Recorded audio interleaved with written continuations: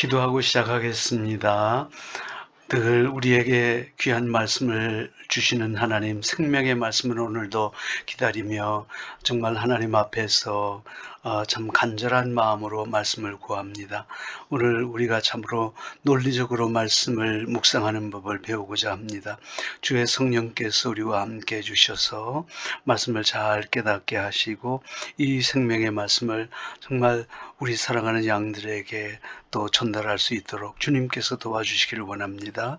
말씀의 목회자로 부르셨사오니 또 말씀의 종으로 부르셨사오니 하나님 정말 저희들이 말씀에 사로잡히게 하시고 또 그로 말미암아 저희들이 하나님 앞에 인정받는 귀한 목회자로 설 수 있도록 도와주옵소서.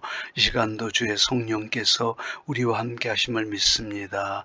예수님의 이름으로 기도드리옵나이다. 아멘. 자, 오늘은 논리적으로 말씀을 묵상하는 법에 대해서 배우겠습니다. 논리적으로 말씀을 묵상하는 방법에는 네 가지가 있습니다.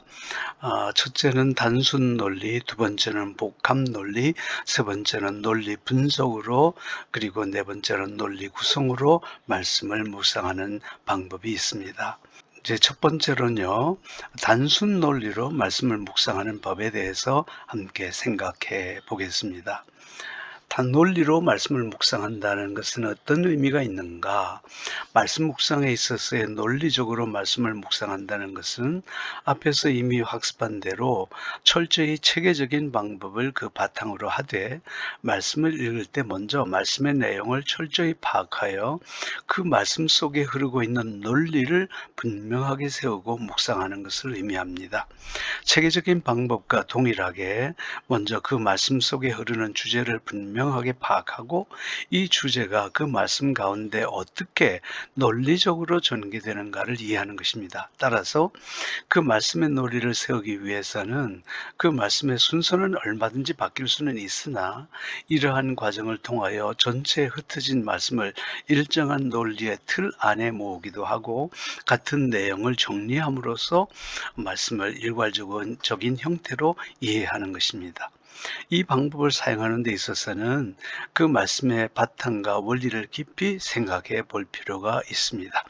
논리적 묵상을 위해서는 말씀을 묵상할 때 철저한 논리적 사고를 활용하는 것이 중요합니다. 다시 말해서 이 말씀이 어떤 논리의 형태를 유지하고 있는지, 그리고 어떻게 논리를 세워야 합당한 것인지에 대해서 생각하면서 말씀을 대하는 작업, 이것을 논리적인 묵상이라 그렇게 말씀할 수 있습니다. 단순 논리에 대해서 생각해 보겠습니다. 단순 논리로 말씀을 묵상한다는 것을 이해하기 위해서는 먼저 체계적 묵상 방법이 무엇인지를 정확하게 이해해야 합니다. 체계적 묵상 방법은 어떤 특징들이 1, 2, 3, 4 형태로 나열하게 되죠. 예를 들어서 사울이 세상적으로 어떤 자격을 갖춘 사람인가를 말할 때 그 자격을 단순히 1, 2, 3, 4 형태로 나열하게 됩니다. 그런데 논리적으로 말씀을 묵상하는 것은 체계적으로 묵상하는 것과는 그 접근 방식이 약간 다릅니다. 그것은 단순한 나열이 아니라 하나의 논리에서 시작하여 그 논리가 계속하여 어떤 진행해 나가는 것을 의미합니다. 이해를 쉽게 하기 위해서 만약 제목이 우리 목사님이라고 할 때 단순 논리적으로는 이렇게 전개될 수 있습니다. 우리 목사님은 강동초등학교를 나오셨다. 그 후에 동래중학교를 졸업하셨다. 동래중학교를 졸업하신 후 배정고등학교에 진학하셨다. 배정고등학교를 졸업하신 후 부산장신대학교에서 신학을 전공하셨다. 다시 말해서 어떤 하나의 논리에서 계속적으로 점차적으로 이렇게 흘러나가고 퍼져나가는, 진행되어 나가는 그런 형태를 의미합니다. 자, 그래서 단순 논리는 체계 묵상처럼 나열이 아니라 진행을 의미한다라는 것을 기억하시면 이해하기가 쉽겠습니다. 자, 실제적으로 한번 말씀을 가지고서 단순 논리를 통해서 묵상해 보도록 하겠습니다. 시편 40편을 제가 한번 읽어 보겠습니다. 내가 여호와를 기다리고 기다렸더니 귀를 기울이사 나의 부르짖음을 들으셨도다. 나를 기가 막힐 웅덩이와 수렁에서 끌어올리시고 내 발을 반석 위에 두사 내 걸음을 견고하게 하셨도다. 새 노래 곧 우리 하나님께 올릴 찬송을 내 입에 두셨으니 많은 사람이 보고 두려워하여 여호와를 의지하리로다. 여호와를 의지하고 교만한 자와 거짓에 치우치는 자를 돌아보지 아니하는 자는 복이 있도다. 여호와 나의 하나님이여, 주께서 행하신 기적이 많고 우리를 향하신 주의 생각도 많아 누구도 주와 견줄 수가 없나이다. 내가 널리 알려 말하고자 하나 너무 많아 그 수를 셀 수도 없나이다. 주께서 내 귀를 통하여 내게 들려주시기를 제사와 예물을 기뻐하지 아니하시며 번제와 속죄제를 요구하지 아니하신다 하는지라. 그때 내가 말하기를 내가 왔나이다. 나를 가리켜 기록하는 것이 두루마리 책에 있나이다. 나의 하나님이여, 내가 주의 뜻 행하기를 즐겨오니 주의 법이 나의 심중에 있나이다 하였나이다. 내가 많은 회중 가운데서 의의 기쁜 소식을 전하였나이다. 여호와여, 내가 내 입술을 닫지 아니할 줄을 주께서 아시나이다. 내가 주의 공의를 내 심중에 숨기지 아니하고 주의 성실과 구원을 선포하였으며 내가 주의 인자와 진리를 많은 회중 가운데서 감추지 아니하셨나이다. 내가 어떤 기적의 상태에 기적을 체험하는 단계로 들어갔다 이렇게 얘기하고요. 그 수를 셀 수가 없다 그렇게 얘기합니다. 자, 그리고 이제 다윗이 계속해서 고백합니다. 주께서 내 귀를 통하여 내게 들려주시기를 제사와 예물을 기뻐하지 아니하시며 번제와 속죄제를 요구하지 아니하신다. 그렇게 하는 말씀을 들었다는 거예요. 그때 내가 말하기를 내가 왔나이다. 나를 가리켜 기록한 것이 두루마리 책에 있나이다. 그때에, 이 그때에라는 말을 통해서 볼 때 점점 진행해 나가는 것을 볼 수 있습니다. 그래서 이 두루마리 책에 이 말씀을 읽었더니 나의 하나님이여, 내가 주의 뜻 행하기를 즐겨오니, 참 두루마리 책을 접하고 난 다음에 주의 뜻 행하기를 즐겼다 그렇게 얘기하고요. 그리고 이제 9절 말씀해 보면 내가 많은 회중 가운데서 의의 기쁜 소식을 전하였습니다 그랬고요. 또 10절에 내가 주의 공의를 내 심중에 숨기지 아니하고 주의 성실과 구원을 선포하였으며 내가 주의 인자와 진리를 많은 회중 가운데서 감추지 아니하였나이다. 이렇게 됩니다. 오늘 이 말씀을요 보면 점차적으로 뭔가 진행이 되고 있다라는 생각을 가지 아니하신다. 이 말은요 참 눈에 보이는 그런 제사가 아니라 정말 하나님이 기뻐하시는 그런 하나의 예배의 자리가 무엇인지를 알게 됐다는 거예요. 자, 그 예배의 자리에서 이제는 말씀의 회복의 자리로 나아갑니다. 그때 내가 말하기를 내가 왔나이다. 나를 가리켜 기록한 것이 두루마리 책에 있나이다. 여러분, 예배 자리로 나아가고 하나님의 말씀을 듣게 될 때에 이 모든 것들이 다 두루마리 책에 하나님의 말씀에 있구나라는 것을 깨닫게 되었다는 거죠. 그런데 말씀을 대한 후에 말씀을 대할 뿐만 아니라 이제는 실천의 자리로 나아갔다 고백하고 있죠. 나의 하나님이여, 내가 주의 뜻 행하기를 즐겨오니 주의 법이 나의 심중에 있나이다. 주의 법이 내 심중에 있으니 그것을 행하지 않고는 아니 되겠더라는 말이에요. 자, 그런데 이제는 주의 법이 내 마음속에 있고 주의 말씀을 실천하다 보니 이 하나님의 은혜와 놀라움을 내가 나 혼자만 간직하고 있을 수가 없더라는 거예요. 그래서 이 놀라움을 회중에게 전하고 싶은 생각이 간절하게 나더라 이렇게 고백하고 있습니다. 내가 많은 회중 가운데서 의의 기쁜 소식을 전하였나이다. 여호와여, 내가 내 입술을 닫지 아니할 줄을 주께서 아시나이다. 그리고 10절에 내가 주의 공의를 내 심중에 숨기지 아니하고 주의 성실과 구원을 선포하였으며 내가 주의 인자와 진리를 많은 회중 가운데서 감추지 아니하였나이다. 이렇게 말씀하고 있습니다. 자, 어디부터 시작할까요? 제1 논리는요. 고난 가운데 포기하지 않고 기다리며 기도했더니 드디어 기도가 응답이 되고 영적, 정신적 회복이 일어나고 육체적 회복이 일어나고 찬송의 회복이 일어나고 은혜와 감사의 회복이 일어나고 말씀의 회복이 있고 말씀 실천과 말씀의 선포의 자리로 나아갔더라. 완전한 회복의 자리로 나아갔더라. 그렇게 얘기하고 있는 거죠. 자, 그래서 우리는 오늘 시편 40편의 그 1절에서 10절의 말씀을 가지고서 설교로 이렇게 한번 적용해 본다면 그 시발은 기다리고 또 기도하였더니 끝까지 기다리고 그렇게 기도하였더니 하나님께서 결국은 나를 이렇게 회복해 주시더라. 그래서 고난 가운데 포기하지 않고 기다리며 기도해야 된다는 거죠. 포기하지 않고 기도할 때에 기도가 응답이 되고 영적 정신적 회복이 일어나고 육체적 회복이 일어나고 찬송의 회복이 일어나고 은혜와 감사의 회복이 일어나며 말씀의 회복, 말씀 실천의 회복 그리고 말씀 선포의 회복이 일어나더라 라고 다윗이 고백한 것처럼 우리 인생에서도 많은 고난이 있습니다마는 그 가운데 포기하지 않고 끝까지 기도할 때에 하나님께서 이런 놀라운 회복의 역사를 우리에게 주시더라. 이렇게 우리가 말씀을 증거할 수 있겠죠. 자, 이제는 누가복음 19장 1절에서 10절의 말씀을 가지고서 다시 한번 단순 논리를 통해서 말씀을 묵상해 보겠습니다. 제가 읽겠습니다. 예수께서 여리고로 들어가 지나가시더라. 삭개오라 이름하는 자가 있으니 세리장이요 또한 부자라. 그가 예수께서 어떤 사람인가 하여 보고자 하되 키가 작고 사람이 많아 할 수 없어 앞으로 달려가서 보기 위하여 돌무화과 나무에 올라가니 이는 예수께서 그리로 지나가시게 되밀어라. 예수께서 그곳에 이르사 쳐다보시고 이르시되 삭개오야 속히 내려오라.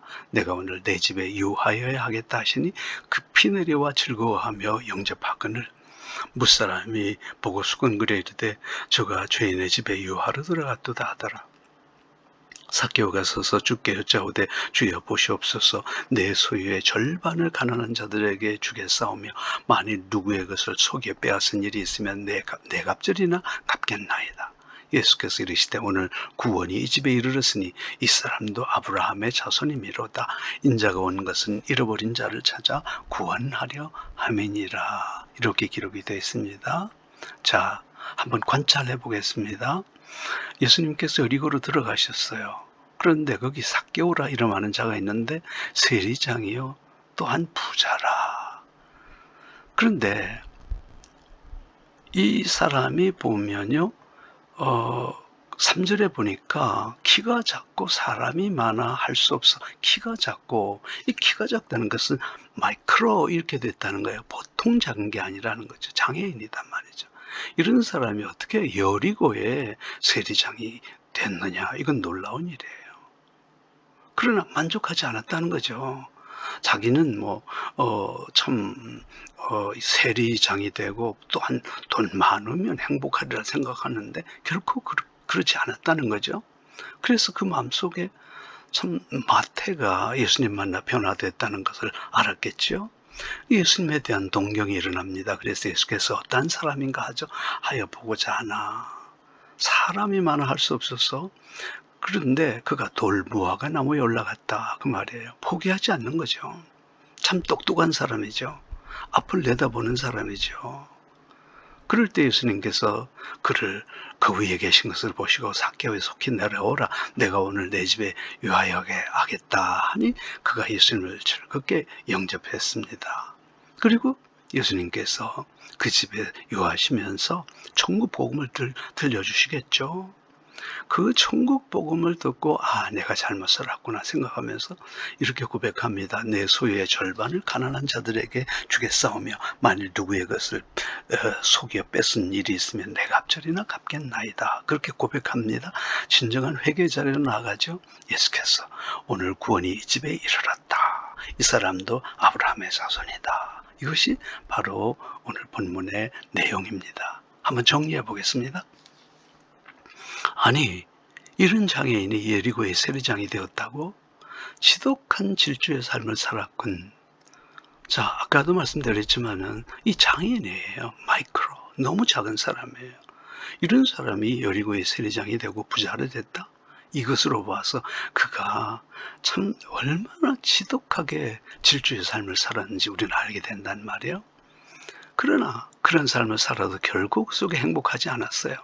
예수님 만나봐야 되겠다는 생각이 들었어요. 그래서 예수에 대한 지극한 동경이 일어났습니다. 예수께서 어떤 사람인가 하여 보고자 하되. 자, 문제는요, 예수님 만나기 위해서 그런 마음을 가졌지만은 방해물이 많았어요. 그러나 결코 포기하지 않습니다. 앞으로 달려가기 가서 보기 위해서 볼무화과 나무에 올라갔다. 여러분, 이 사람 결코 포기하지 않는 그런 사람입니다. 그리고 예수님께서 부르시자 즐겁게 예수님을 영접합니다. 예수님께서 그날 밤에 그 집에 유하면서 하나님의 말씀 천국의 복음을 전해주시지 않아요? 그럴 때 예수를 만나 진정한 회개의 자리로 나옵니다. 삭개오가 서서 주께 여짜오되 주여 보시옵소서, 내 수의 절반을 가난한 자들에게 주겠습니다. 만일 누구의 것을 속여 빼앗은 일이 있으면 내 갑절이나 갚겠나이다. 속여 빼앗았죠. 그러면 이제는 이제 돈, 물질 가지고 살지 않겠다는 거예요. 더 이상. 진정한 회개의 자리로 나아갑니다. 이로 인해서 구원의 자리로 나아가는 삭개오와 가족들. 예수님께서 말씀하시되 오늘 구원이 이 집에 이르렀다. 이 사람도 아브라함의 자손이다. 인자가 온 것은 잃어버린 자를 찾아 구원하려 함이니라. 이렇게 말씀하십니다. 자, 논리적으로, 단순한 논리적으로 한번 정리를 해보겠습니다. 첫 번째는요, 지독한 질주의 삶을 살아온 삭개오. 논리 2. 새로운 삶에 대한 동경, 예수를 만나고자 하는 그의 열정, 예수 만나기 위해서 방해물에도 결코 포기하지 않음, 결국 예수를 만나는 자리에 나아감, 그리스도의 말씀을 통한 진정한 변화와 회개, 그로 말미암아 온 가족이 구원을 얻습니다. 질주의 삶이 이제는 의미의 삶으로 진정한 예수 그리스도의 제자의 삶을 살아갔다. 그렇게 볼 수 있는 것이죠. 오늘 말씀을 우리는 설교에 한번 적용해 보겠습니다. 기작은 삭개오, 이런 얘기 하지만 사실은 삭개오는요, 질주의 삶을 살았어요. 그런데 그것이 완전히 의미의 삶으로 변했어요. 그리고 내 인생의 전반전과 후반전에서 또는 진정한 회개란 무엇인가, 이렇게 볼 수 있는 거죠. 자, 우리 그러면 이 말씀을 대지를 정해보면 질주, 또 질주. 바로 우리의 삶을 얘기하는 거예요. 행복이 없더라는 거예요. 새로운 삶에 대한 동경, 예수 그리스도가 답이다. 그리스도를 통한 의미의 삶으로 전환하고요. 그리고 우리가 그리스도의 제자의 삶으로 살아가자. 대부분의 사람들은 질주의 삶을 살아갑니다. 그러나 그게 답이 아니라는 거죠. 진정한 답은 예수 그리스도가 답이다. 그래서 우리가 질주의 삶을 그만두고 이제는 의미의 삶으로 전환하여 진정한 제자의 삶으로 살아가자. 이렇게 우리가 말씀을 증거할 수 있겠습니다. 자, 이제 단순 논리를 통해서 말씀을 한번 연습해 보십시다. 누가복음과 다니엘서와 누가복음에 있는 말씀들을 통하여 한번 단순 논리적으로 말씀을 한번 묵상해 보시면 크게 도움이 될 것입니다. 다시 한번 잠깐 책을 소개합니다. 세부산 기독교 서적에서 이 책을 구입할 수가 있습니다. 참고하시고요. 이제는 단순 논리에서 복합 논리로 말씀을 묵상하는 법을 다음에 생각해 보도록 하겠습니다.